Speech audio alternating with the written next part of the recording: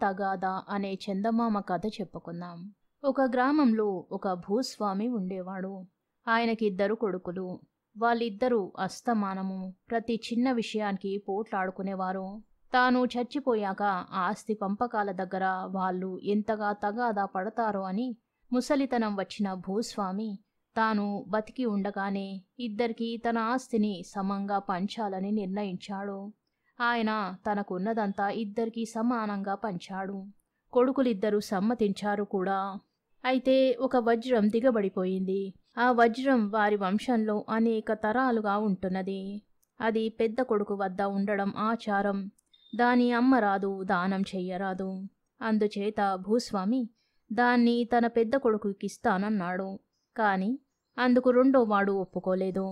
అది నా ఇంటనే ఉండాలి, నేనే దాన్ని మరొక తరానికి అందజేస్తాను అన్నాడు రెండోవాడు. పెద్దవాడు అందుకు సమ్మతించలేదు. ఇద్దరూ తగాదా పడ్డారు. వాళ్ళ తగాదా పరిష్కారం కావడానికి తండ్రి ఒక నియమం పెట్టాడు. మీరిద్దరూ ఏ దేశానికైనా వెళ్ళి మీ ఇష్టం వచ్చిన విద్యలలో ప్రవీణులై రండి. మీలో ఎవరి ప్రావీణ్యం హెచ్చైతే వారికి వజ్రం ఇస్తాను అని ఆయన అన్నాడు. అన్నదమ్ములిద్దరూ బయలుదేరి చెరొక దారిన చెరొక దేశం వెళ్లారు. 5 ఏళ్ల కాలంలో పెద్దవాడు జ్యోతిష్యంలో నిపుణుడయ్యాడు. చిన్నవాడు రణ విద్యలో ఆరితేరాడు. 5 ఏళ్లు నిండుతూనే ఆ ఇద్దరు ఇంటికి తిరిగి వచ్చారు. అయితే వారు ఇల్లు చేరుకునే సమయానికి ఇంటి వద్ద పరిస్థితి అంతా తారుమారయింది. వారు రావడానికి కొద్ది రోజుల ముందుగానే బంతిపోటు దొంగలు వచ్చిపడి ఇంట్లో ఉండే సొత్తంతా వజ్రంతో సహా కాజేసుకుపోయారు. భూస్వామి దిగులుతో మంచం పట్టాడు. తన కొడుకులిద్దరిలో ఎవరి ప్రావీణ్యం గొప్పదో విచారించే స్థితిలో ఆయన లేడు. పెద్దవాడు జ్యోతిష్కుడు గనక బంతిపోటు వచ్చిన తిథి, వార, నక్షత్రాలు అడిగి తెలుసుకొని తన తమ్ముడితో, ఈ బంతిపోటు దొంగలు ఈశాన్య దిక్కున ఉండే ఒక అరణ్యం నుంచి వచ్చారు. ఆ అరణ్యం పిశాచాలకు స్థావరమైనది. దొంగలకు ఆ పిశాచాలపైన ఆధిపత్యం ఉన్నట్టు కనబడుతోంది. ఇదంతా చూడగా పోయిన సొత్తు దొరుకుతుందన్న ఆశ నాకు కలగడం లేదు అన్నాడు. కాని రణ విద్యలో ఆరితేరి వచ్చిన చిన్నవాడు దొంగలను అంత తేలికగా వదలదల్చలేదు. తన అన్న చెప్పిన మాటలు నమ్మి అతను ఈశాన్య దిశగా బయలుదేరాడు. పోగా పోగా ఒక అరణ్యం వచ్చింది. ఆ అరణ్యంలో బ్రహ్మ రాక్షసులు ఉంటారని ఆ ప్రాంతాల వాళ్ళు చెప్పారు. అందులోనే దొంగలు కూడా ఉంటారని, వారు దోచుకుపోయిన సొత్తంతా అక్కడే ఉంటుందని అతనికి నమ్మకం కుదిరింది. ఆ అరణ్యంలో ప్రవేశించడం ప్రమాదమని, అందులోకి వెళ్ళి ఎందరో ప్రాణాలు పోగొట్టుకున్నారని విని కూడా చిన్నవాడు భయపడలేదు. ప్రమాదం పిశాచాల వల్ల కలిగే పక్షంలో దొంగలు ఆ అరణ్యంలో ఇలా ఉంటున్నారు, దొంగలు చేసిన పాటి పని తాను చెయ్యలేడా? ప్రమాదం దొంగల వలనైతే తన వద్ద కరవాలం ఉండనే ఉన్నది.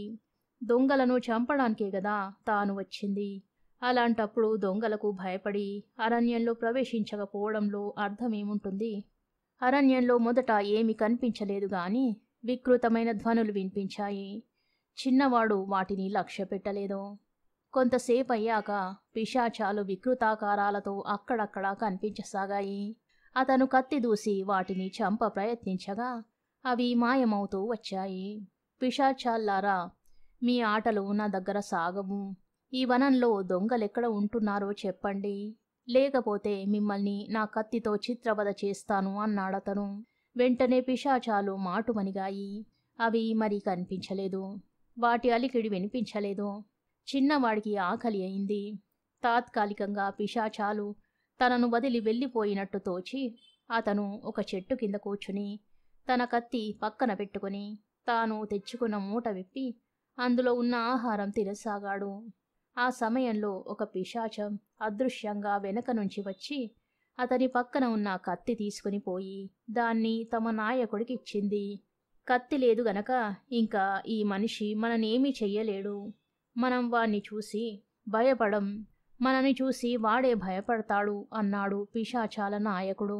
చిన్నవాడు భోజనం పూర్తి చేసి తన కత్తి పోయిన సంగతి తెలుసుకొని పిశాచాలే ఈ పని చేశాయని గ్రహించాడు.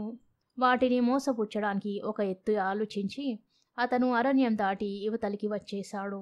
అతను వెళ్ళిపోవడం గమనిస్తూ ఉండిన పిశాచాలు విజయ గర్వంతో గంతులు వేశాయి. చీకటి పడింది. పిశాచాలు రకరకాల రూపాలు ధరించి నాట్యం ప్రారంభించాయి. పట్టపగలు తమను చూసి భయపడి వెళ్ళిపోయిన వాడు రాత్రి చీకటిలో తాముండే చోటికి తిరిగి వస్తాడని పిశాచాలకు తట్టలేదు. కాని చిన్నవాడు అవి నృత్యాలు చేస్తున్న చోటికి నల్లని గుడ్డ ముసుగు వేసుకుని వచ్చాడు. అతని కత్తిని ఒకదానికొకటి అందిస్తూ పిశాచాలు పరమానందంతో నృత్యం చేస్తున్నాయి. చిన్నవాడు కొంతసేపు ఆ పిశాచాలతో కలిసి నృత్యం చేశాక తన కత్తి వాడి చేతికి వచ్చింది. వెంటనే అతను కత్తి చేత పట్టుకొని పిశాచాల నాయకుడి మీదికి ఉరికి వాడి గడ్డం రెండో చేత్తో పట్టుకుని కత్తితో ఒక్క వేటున గడ్డాన్ని కోసేశాడు. వెంటనే పిశాచాల నాయకుడు పెద్ద కేక పెట్టి అయ్యో అయ్యో నా వెంట్రుకలు అవి అని అరిచాడు. పిశాచాలన్నీ స్తంభించిపోయాయి. పిశాచాలు ఎందుకలా కంగారులో పడినది వాడికి అర్థం కాలేదు. పిశాచాల నాయకుడు చేతులు జోడించి బాబూ బాబూ నా గడ్డం వెంట్రుకలు నాకిచ్చేయి. బంతిపోటు దొంగల నాయకుడు నా గడ్డం వెంట్రుక ఒక్కటి సంపాదించి నన్ను నా పరివారాన్ని తనకు బానిసలుగా చేసుకుని నానా తిప్పలు పెడుతున్నాడు. నీ చేతిలో అన్ని వెంట్రుకలుంటే ఇక మాది కుక్క బతికే అన్నాడు. మిమ్మల్ని బానిసలుగా ఉంచుకోవాలన్న కోరిక నాకు ఏ కోశానా లేదు. నాకు కావలసింది ఆ దొంగలుండే రహస్య ప్రదేశం. నాకు వాళ్లను చూపించారా మీకందరికీ ఆ దొంగల నాయకుడి పీడ లేకుండా చేసిస్తాను. అందుచేత నాకు ఈ కాస్త సహాయం చెయ్యండి. ఆ తరువాత మిమ్మల్ని శాసించేవాడుండడు అని చిన్నవాడు పిశాచాలకు నచ్చజెప్పాడు. ఆ రాత్రి దొంగలు దొంగతనానికి వెళ్లారు. తెల్లవారి వస్తారు. నాయకుడితో సహా 10 మంది దొంగలు.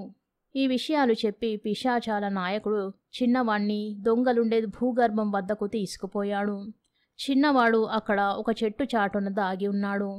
తెల్లవారుతుండగా దొంగలు సొత్తుతో వచ్చారు. నేలలో ఉన్న రహస్యమైన తలుపు ఎత్తి మెట్లు దిగి 10 మంది కిందికి వెళ్ళిపోయారు. వాళ్ళు సొత్తంతా లోపల దాచి మెట్ల మీదుగా పైకి వచ్చేటప్పుడు చిన్నవాడు తన కత్తితో ఒక్కొక్కడి తల నిశ్శబ్దంగా నరికేశాడు. ఇలా 10 మంది దొంగలు వచ్చాక చిన్నవాడు భూగృహంలోకి దిగి అక్కడ ఉన్న ధనరాశులన్నీ చూశాడు. అందులో తమ సొత్తంతా వజ్రంతో సహా ఉన్నది. తరువాత అతను రాజుగారి వద్దకు వెళ్ళి తాను బంతిపోట్లను హతమార్చిన సంగతి తెలిపి వాళ్ళు దోచిన సొత్తుండే చోటు చూపుతానని, అందులో తమ సొత్తు తాము తీసుకుంటామని, మిగిలినది రాజుగారు న్యాయంగా అసలు వాళ్ళకి ఇవ్వవచ్చునని చెప్పాడు. రాజభటులు అతని వెంట వెళ్ళి భూగృహంలోని సొత్తంతా రాజభవనానికి చేరవేశారు. రాజుగారి అనుమతితో చిన్నవాడు తమ సొత్తును తన వెంట పెట్టుకుని ఇంటికి వచ్చేశాడు. పోయిన సొత్తు తిరిగి దొరకగానే భూస్వామి మనసు తేలికపడి లేచి కూర్చున్నాడు. ఆయన తన కొడుకులను పిలిచి ఇంతకు ఆ వజ్రం మీలో ఎవరికి చెందేటట్టు? ఆ తగాదా అలాగే ఉండిపోయింది కదా అన్నాడు. దానికి తగాదా ఎందుకు? అది పెద్దవాడికి చెందడమే ఆచారంగా వస్తున్నది కనుక అన్న దగ్గరే ఉంచండి అన్నాడు చిన్నవాడు. విద్యలు నేర్చి ప్రయోజకుడైనాక వాడికి విశాల దృక్పథం ఏర్పడింది. కథ సమాప్తం. శుభం.